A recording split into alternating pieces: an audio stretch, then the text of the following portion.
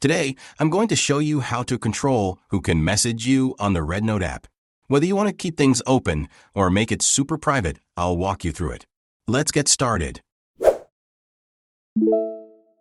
First, open the RedNote app on your phone. Tap the three lines in the top left corner to open the menu. Then scroll down and tap the gear icon to get to the settings. Next, tap on the Privacy Settings option. Now look for Private Messages and tap on it. Here's where you can choose who can message you. Default, the standard setting where anyone can message you. People I follow, only people you follow can send you messages. Followers I follow back, only mutual followers can message you. Off, turn off messages completely.